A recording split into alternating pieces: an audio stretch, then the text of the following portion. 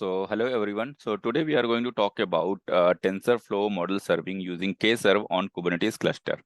So for this, the prerequisite is like you need to have Docker desktop running on your machine, and on top of that, we'll be setting up a Kubernetes cluster. So for that, we will be using minikube, and so we'll see how to install and set up minikube cluster, and then on top of that, we'll be setting up, or I would say installing KServe. And once minikube and KServe is installed and running properly, we'll see what all services are running against that, and then we'll start deploying TensorFlow model on that. Okay, so one point to note here: I'm not going to explain how to train TensorFlow model, because that is not the scope of this video. Here, I will assume you already have a TensorFlow model trained with you and is stored in one of the repository, either in AWS S3 or GS bucket or any other. Okay, and from there you are able to read that model. Okay, so that's the expectation, or you can have in local as well. Okay, so with that assumption, let's start. So as I said, the very first step is like you need to have a Docker desktop running. Okay, so in my previous videos, I have already explained like how to install Docker desktop, but this is very simple. You can go to Docker desktop site and you can download and install. Okay, so that's fine. So if you open Docker desktop here, then you see, okay, if you go to the image section, so it is blank. Okay, because I'm showing you from the very fresh, from very scratch, so that you can follow the step and you can do simultaneously along with me. Okay, and then in the container also there is nothing, so it's empty. It's kind of fresh Docker desktop is installed in my system. Okay, and we'll start from the very first point. Now what you need to do, you need to install minikube local Kubernetes cluster. You need to set up. Okay, so for that I have mentioned certain commands here. So I will share these documents again so that you can follow the step-by-step approach. Okay, so let me open a terminal. Okay, so of course in this first terminal my Jupyter notebook is running, and that's where I'm able to open this part. So I again assume you guys all familiar with this. Okay, and I just open new terminal here. Okay, and in this new terminal, what I will do basically, I will run these two commands, because these two commands, so first will help you to download the binary file against that minikube, and then second one will try to install and then further remove that binary file. So if you go to this link, okay, so a very nice documentation is prepared by minikube. So here you see, okay, which machine you are using. So I'm going to use Linux machine, but even if you are using Mac OS, then these are the command you need to run. Or if you are using Windows, then you can open PowerShell, and against that you can run these commands. It will do the perfect job. In my another video, I have already explained how to do this in Windows part. Okay, so I will provide the link in the description. But today, let's focus on Linux machine. Okay, so these are the two commands. So I have already listed down here. So one by one, let's run this thing. So first command is like, as I said, we need to download the binary. So let me copy this and go here. And then, so guys, one more thing before starting, so let me tell you. So I am in my home directory. Okay, so what happens sometime if you have already installed minikube in past and then again you deleted everything, then also what happens, like in this home folder, dot minikube will exist. So if this folder is existing, then please delete that one, because it already has some pre-versioned configuration file, and sometimes it gives you a conflict or error. So it will have problem in downloading and installing minikube. Okay, so delete that file. In my case, it is not existing. What you can do, you can do ls minus lrt and -a. So it will show you all the hidden file as well. So here you can see, okay, if you find .minikube folder, then just delete that one. Okay, and after that we'll start. So let me clear this out. Okay, and then I will just start with the very first command, so that this will download the binary. So let me hit enter. Okay, so now it is downloading the binary file. So it will take just few seconds. So let it do. And meanwhile it is doing, let me copy another command. Okay, so this I will copy, because this is as the next step I need to run. So using Control C, I'm copying. And then once it is downloaded, so I'll paste this command. Okay, so now you focus here. I'm using sudo because I want to run as a root user. Okay, because it will install in my root directory. Okay, so for that purpose, and if I hit enter, then it will ask my password. So let me enter the password. and enter. Yeah, it is installed. So now if I do next step, minikube start, then what it will do, so if you open and see the Docker desktop, okay, so there is still nothing here. It is just downloaded and configured something, so kind of it has created that folder. But the moment I do minikube start, so what it will do, it will start pulling the base image against minikube from Docker Hub, and then it will show you the image here, and against that image it will create a container here. Okay, so everything will be done here. So let me show these two windows side by side, and so that you can basically monitor them. Okay, what is happening behind the scene. So let me, yeah, so now these windows are side by side. Okay, and now I hit enter here. So yeah, so now I hit enter. So you can follow, like it is pulling the base image and then just downloading that image, and then in a moment you will see here that image is available. Okay, so it is downloading. So let's wait for a few more seconds.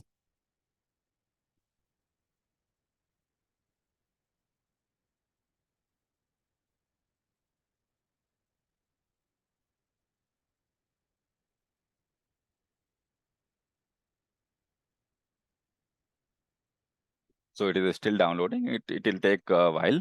Okay, so no worries. Here you see like it's 180 MB almost downloaded out of 342 MB. That's where I in my videos I try to show from the very scratch, from the very first point till the end. Okay, so it takes some time, so that's why sometimes they become lengthier. So the idea is like you can also do the same thing along with me, so that you get hands-on experience. Okay. So that's the idea. So let it run. It won't take much time. Yeah, so it's almost done. Okay. And let's see what. So next it will just try to create the container. Okay. So if I go here, it's still not there. Okay. So it will come in a moment. So let's wait. Yeah, now you see. So here under image, you see this image is downloaded, right? It's around 1.26 GB. So now what it will do, it will creating a Docker container here, you see. So you can follow these steps, right? So it is trying to create the Docker container. So if I go to the container, so now it has just created this container and then setting it up everything what it needs to run that container. Okay, so I hope everything will work perfectly, and now it has configured. So it is saying, okay, it is done. Perfect. So congratulations. Now your minikube minikube container is running. Okay, so now you have a local Kubernetes running in your machine. So what all you can check, basically, if I run this kubectl get pods -a, it will show you all the pods running against this container. Okay, so basically so again this Kubernetes cluster, basically, so you have only one cluster in your local machine. Okay, so it will show. Let me hit enter. So now these are the namespaces are like running kube systems. So there is one namespace again, so multiple services are running. Okay, so in your machine also you should see everything is running. So now first part you have successfully achieved, that is a minikube Kubernetes environment is set. Okay. Now let's move to second step. What is second step? Second step is like we need to set up a KServe also in your local machine on top of this cluster. Okay. So for this is the command. So again, guys, one important thing, if you go to this link, okay. So let me go to this link. So here they have explained everything, okay, how to do and all those things. Okay, so here it's KServe released version 0.23, but from here you can navigate, okay, which version you want to use. Okay, and here I'm going to use this one. So just the pre-release one, so the stable version 0.12. Okay, so why I'm just focusing on version basically here, because sometimes what happens, like these customer resource definition or manifest file have some conflict with different version, with different releases against different libraries. For example, on top of that, if you want to use a kubeflow, so you need to just check for the which versions are compatible with each other. Otherwise, while installing, it gives some error. Okay, so I checked. Okay, so this will perfectly work fine. So let me install this version of KServe in local machine. Okay, so let me copy this command again. I will use Control C. So let me select this whole thing.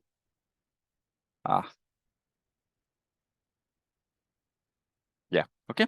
So now let me go to the terminal again, and here I'll paste this command and I will hit enter. Okay, so now you will see in a moment it will start setting up everything, all the services and namespace which are required to run KServe. Okay, so here meanwhile I will also show you Okay, so it is running. Okay, it is installing. So let me open one more terminal here. So with this plus button, so you need to follow my cursor. Okay, with this plus button, I open new terminal. Okay, and now if I do kubectl get pods -a. Okay, because with that KServe, it will create some more namespaces as well. So if I do this, okay, so now you see all cube system were pre-existing with that were against the Kubernetes cluster for that minikube. And then these istio system and all those things, it will install istio, it will install knative and all those things, it will set up, okay, to run the KServe. These are the dependencies basically, okay. So you can keep on hitting this and you will see. So now it has created a certificate manager as well, istio, knative, okay, all this it has. But here you see like containers are getting created. Some are running, some are already created, which are a smaller one, and some containers are still in creation mode. Okay, so what does it do basically? It will download the base image and then it will start the container, it will start creating and all those stuff it does in backend. Okay, so here if you go to the previous terminal, so here it is kind of setting up everything. Okay, and make sure this should be successful, otherwise it will give you some problem in serving the model. Okay, and I'm able to run this kubectl command. The reason is like the moment I set it up, the minikubes along with that kubectl is also installed. But in some cases, if some version you are using of for minikube where kubectl is not installed, then you can set up it. You have to set up it separately. But most of the time, if you follow the same commands, it will be set up. Okay, so now again, let's wait for maybe a few seconds, and it is doing its job. So here you see, you can keep on hitting this kubectl get pods -a, and then you will see, okay, most of them started running. It doesn't take much time, and then these two containers are still in creation mode. Okay, so let's wait few more seconds, and I'm hitting again. Okay, only one last is pending, so hopefully this will also be up in a moment. Okay, so everything is working properly. That's great. Okay, let me hit it again. So now it is taking, maybe it is a heavy one and then it is taking some time, but no need to worry, it will do its job. Okay, if you follow the step-by-step approach what I'm explaining, then in your system also it will work perfectly. Okay, so this is that thing, and then meanwhile it is creating the container. What is next basically? Okay, so next is like I said, so to serve TensorFlow model using KServe, you need to have a local Kubernetes cluster setup and KServe running on top of that. Okay, I'm assuming you are doing in your local machine for your academia or your learning purpose. Okay, if you have some Kubernetes cluster as part of your organization running, then on top of that also you can perform. But our basic infrastructure is set it up and running. Okay, now next thing is like we need to have a TensorFlow model, and for that I will show you how to serve. Basically, how to create the endpoint and then how to do the model prediction. Okay, so that's the next step. So and these are the reference points, basically a reference link from where I copied this command. So that's where I have written here.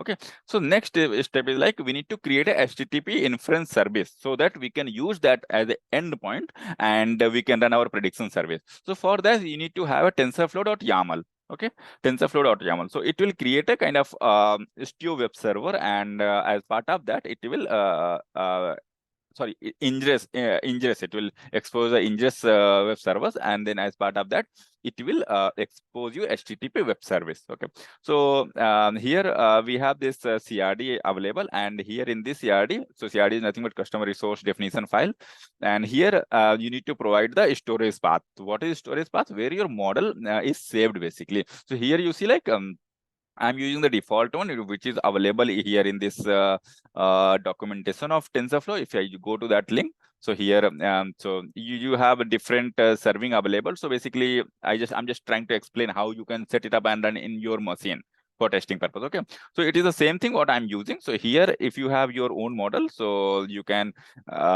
give that path basically. Okay, but make sure that is accessible. So that's the only one thing. Other, if you are having it is Amazon or AWS S3 bucket, then you need to have those secret key and ID exposed as an environment variable. Okay, but no need to worry, that I'm going to anyway explain you in my next video. Okay, so I start with very basic, so that's where like I just is telling you like how to do the basic model serving using KServe. Okay, so let's focus on that. So let's start with the first CRD part. So here I need to just create a TensorFlow.yaml, and then on top of that, I need to apply that. So the moment I apply kubectl apply -f TensorFlow.yaml, what it will do basically, it will create the inference service. By default, it exposes a HTTP REST endpoint. Okay, so let's do that one. So let's again go to the terminal.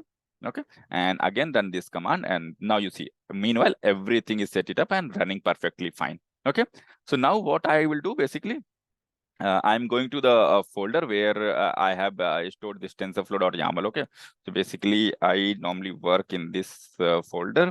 So here inside work, I have a project folder. Inside that I have KServe. Okay, and inside that, if you do ls minus lrt, so this TensorFlow.yaml file is stored. So let me do the cat at TensorFlow. I will just show you the content. It's the same content what I'm showing in the notebook. So this thing, okay. But in case you want to create, so what you can do vi and TensorFlow, okay, and maybe I'm giving one.yaml, okay, and hit enter, and you can copy this part basically. Okay, I control C and go to the terminal, and I hit enter so that it entered in the editing mode, and we can paste. Okay, the moment I paste, I will put the escape button and then colon WQ exclamation and hit enter, and it has saved. So now if you do ls minus lrt, then you will see TensorFlow 1.yaml also created, and you can see the content cat TensorFlow 1. Okay, and the same content. Okay, so like this. So likewise, you can create your TensorFlow YAML CRD file. Okay, so now next thing, as part of this, what we need to do basically, we need to apply this. So let me copy this command. I'm hoping you are also following the step-by-step approach. Okay, and I will paste it here. Make sure you are running this command in the same repository where your TensorFlow.yaml file is stored. Okay, forget about all these files. So minikube, this is the documentation what I'm referring as a notebook here. Okay, where I have written everything, and this is the TensorFlow.yaml, and this is the duplicate file just I created. Okay, input.json is will be used at the time of the prediction. So this is just containing one byte code of the image. Okay, that's fine. So let's apply the TensorFlow.yaml. I will hit enter. Okay, so see, it has getting, okay, this inference is getting created. Now if you go to here and again run, no, not here basically. So okay, so here also we can run any terminal. You can run kubectl get pods, because this terminal is free now, so I can use that to list down the pod.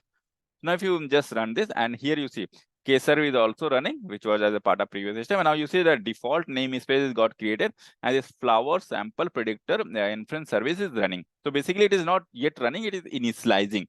So it will again take some time. Okay, so it is kind of initializing, then container will get created, and then it will come, once it is spinned up, then it will come into the running mode. Okay, so again we need to just keep on hitting this, and we need to just wait for a few seconds basically, and then it will just work. Okay, so that's fine. You can wait for it's still 41 seconds, and it will take some 1 or 2 minutes basically. Okay, so let me run again.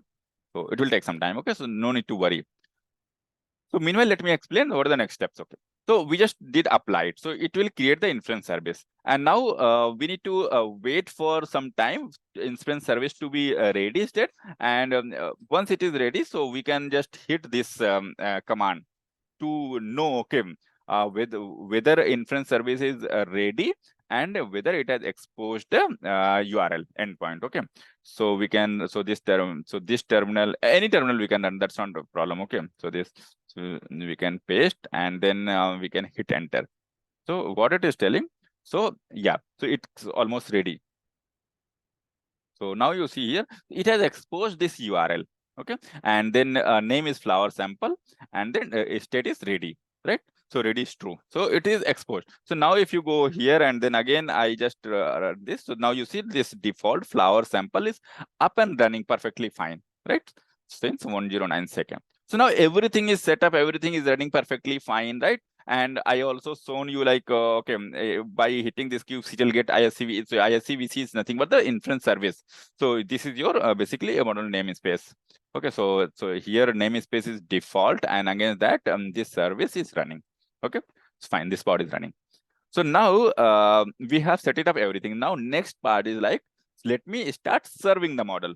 So for that, what you need basically, to serve the model, you need a input.json. What input.json will contain? Basically, input.json will contain a byte array of that image, so in the JSON format. So for that, we want to do the prediction. So this is the byte array. Okay. So this is the byte array, or the byte array of the, like a pixels byte array of the image, and against that you need to basically do the prediction. So if you are familiar with the TensorFlow modeling part, then you know, okay, this is what byte array means and how to do the prediction. Okay, so here this is just the input file, and we are using this to predict. Okay, to predict. So here basically the what model is doing, basically it is trained on the flower sample data set, and it is kind of predicting, okay, which flower category it belongs. So we have 1, 2, 3, 4 like classes. Okay, so it will output either one of those class, either 1 or 2 or 3 or 4 like that. Okay, it will predict. So I shown you like input.json. So you can have this input.json. So I will share this file as well. So placed in the same repository. And then after that, what you need to do, basically, you need to configure ingest host and port. Okay. So for that, so why it is necessary, basically, because see, uh, so what ingest does do, basically, it helps you to expose web server HTTP endpoint. Along with that, it helps you to do the load balancing part. Okay, so I'm not going in detail. Basically, that's again a broad topic. So as a DevOps, you should understand. Okay, so if I mean we are not DevOps engineer, like we are data scientists. Okay, so basic knowledge is enough, right? So as I said, so we need to set up this host and port. So for that, what you can do, basically, we can execute this command and determine if Kubernetes cluster is running in an environment that supports the external load balancer part. Because if you're working in your organization and there, if Kubernetes cluster is set up, then I'm hoping the load balancers are also set up, and it will expose the external IP. So some domain will be set up and external IP will be available.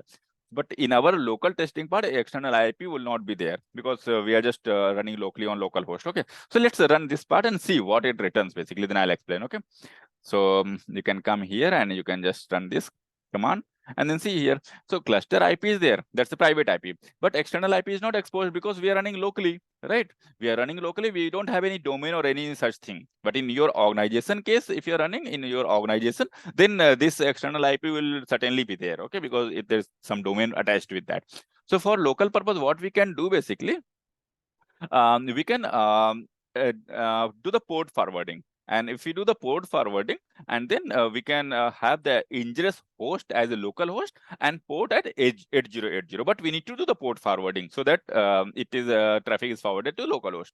Okay. But before that, if external IP is set up and you are doing this in your organization, then to set ingress host and port, you need to first run these commands. It will return you ingress host. But in local, if you run this, it will not return anything. It will be empty. And this using this command, you can set up the port. But as I said, we are running it locally, so we need to run this. So we need to do the port forwarding using this. Okay, so we'll do this part. Okay, so yeah, so let me run this part. So that's not needed for now. So let me just copy this and then go to the terminal and just paste this. Okay, and hit enter. Okay, so now ingress gateway service is set up, and then we need to do the port forwarding using this in 8080. Okay, so let me copy this. Just a minute. Okay, and come here and paste this again. Okay. Okay, so now you see this port is forwarded to 8080 on localhost. Okay, so now if you just open the localhost here, then the localhost 8080, then see, it is not giving a not found or something. We have not deployed anything so that that page is appearing. Okay, it's just empty. It just server is set up. Localhost is up and running. Okay, we have not deployed anything which will be visible here. Okay, if we are not, if we could have tried before port forwarding, then it would have given an error. Maybe if I just show you with another port. Okay, so like this, unable to connect. If you have done just tried 8080 just before the port forwarding, it will give you unable to connect. But here 8080, it will say it is running. I mean, it is not saying unable to connect, but it is server is up, basically. So that's the confirmation. Okay, so now next thing is like we can export ingress host as a local host. Okay, so now this terminal is consumed, right? So this, because in this local this port forwarding is running, so we can use this terminal, or we can just open another terminal. That's fine. Okay, so here just paste export. So ingress host, we made it local host, and then ingress port as 8080. Okay, so Let me paste it here. Okay. Now, okay. So even like you can do echo, and with dollar you can just print. Okay. What is the in ing or EWS underscore port? Okay, it will print 8080. See 8080. So likewise, you can print in host also. It will print localhost all this. It is a confirmation kind of. Okay, your variables are set. So now your variables are set. We have I started the inference service that also we have checked against this flower sample namespace. So everything is set up. Now the part is like prediction. And we also have the input .json file here. This input.json file. Okay, so I'll provide and you can download this. Or you can also go to this website, so this TensorFlow, and here from here you can download where it is. Yeah, the input file can be downloaded here. From here also you can download. Okay, so that's fine. So now next part is like run a prediction. So for that, what you need to define, basically, we need to define the model name and the path of the input.json. So input.json contains the image in byte array format and which we want to classify, okay, which flower category it belongs. Okay, so let me set it up like flower name. So let me go to this and do this, okay, model name and input path. So basically now you see, so my input path is not, so we are here in this directory, but my input path is in this, like in this document work project KServe, right? We need to go to that directory. Otherwise, we need to give the full path, right? So here we can run that. So okay, input path. So now it will work because it will take, and then service host name. So service host name, basically, it will take from local host because we have set in this host and port everything. So here service host name is equal to kubectl get inference service. So model name we are providing as a flower model, see here.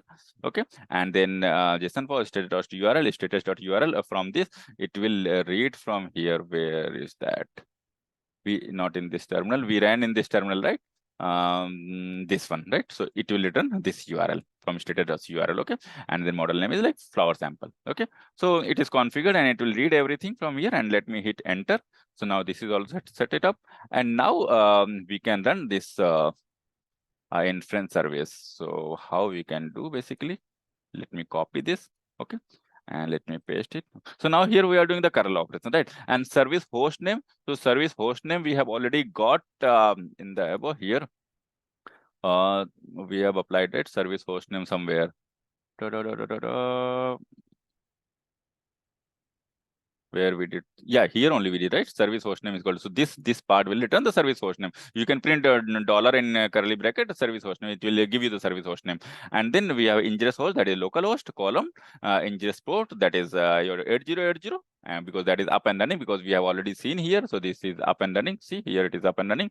And now after that, v1 models and dollar model name. So dollar model name will come from here because we have set this flower sample. With this name, model is saved in GS bucket, okay? And then predict, and in prediction what we need to predict, basically what is existing in input path, okay? And if everything is fine, it should give you the proper output. Let me hit enter, and if you are lucky, we'll see the output. Now you see. Perfect. Okay. So now you see here. So it is saying trying to connect to the local host, but if you are working on your organization or your Kubernetes running on against some domain, then it will show you that path, basically, with that port. Okay. And here in our case is a local host, and then we are posting the request to this URL. Okay. And host is this one, basically, and we're using port forwarding. We are connecting to local host. So everything, this is part of like application JSON content. And from here, it is the out. So this is the main output, basically, the prediction.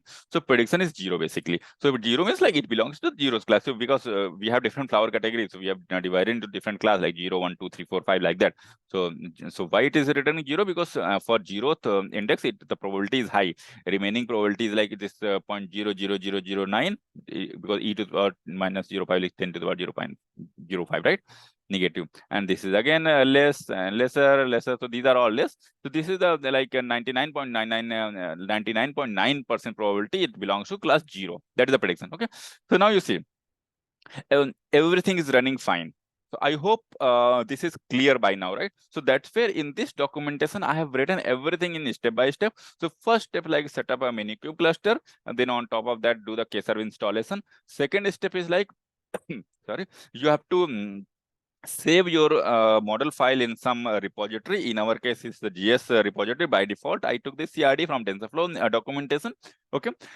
As I said, in next video, I am going to explain using S3 bucket. I will be storing my model in S3 bucket, and from there I will be reading. Okay. So I will be replacing this URL with our own repository. Okay. But for this, we are just starting. So this is the part 1 of this case serving. So there will be 4 to 5 parts of this case serving. So no need to worry. We'll explain, go through the everything. Okay. So second step, like you need to have a TensorFlow.yaml, which is a CRD, and then you need to apply. The moment you apply, it will create an inference service, and using that, you can see, okay, what is the URL exposed. And then next part, like you need to have input.json, which contains the byte array of the prediction image, and then you need to set up the ingest port and host. Okay, and if, as I said, if you have already a domain, and on top of that, that is running on Kubernetes cluster in your organization, then you must have a load balancer and everything. Then you can use this part basically. Otherwise, you can use this part for local testing purpose, for your learning purpose. Okay, this part will work perfectly fine. So here you can get a gateway service using this command, and then you do the port forwarding so that your local host is up and running. And then you, after that, you can define. So make sure you execute in sequentially, otherwise it will give a problem. And then ingest host will be localhost, and ingest port will be 8080. The moment you do this, then you need to set some variable, basically model name and input path. So make sure input path. So either you give the full path, or basically you need to define where your input.json exists basically, and then service host name. Okay, and you can also you do the echo with the dollar, and then print this variable if you are just doubtful. Okay, what this variable contains, I have shown already. And then finally, this is the curl request. So against this, like this is your endpoint basically till here. Okay, and then you are doing the prediction against this input path. Okay, so hyphen this is the kind of parameter you are passing to this URL endpoint. Okay, so this is the post service. So I hope you enjoyed till now. In next part, we'll be talking about KServe part 2, where we'll be explaining about scikit-learn model. And then in third part, we'll be using our own repository like S3 or GS bucket. We'll train a model, we'll store there, and then we'll do the model serving. Okay, and then in one of the part we'll also explain you like what is ML server, what ML server do. Okay, how ML server utilizes the KServe functionality and backend and do the prediction service. And then we'll also set it up using Kubeflow pipeline. Okay, in my previous video I've already shown you the Kubeflow pipeline setup on minikube, but how to integrate KServe on Kubeflow pipeline and then do the serving. So this is everything is in the process.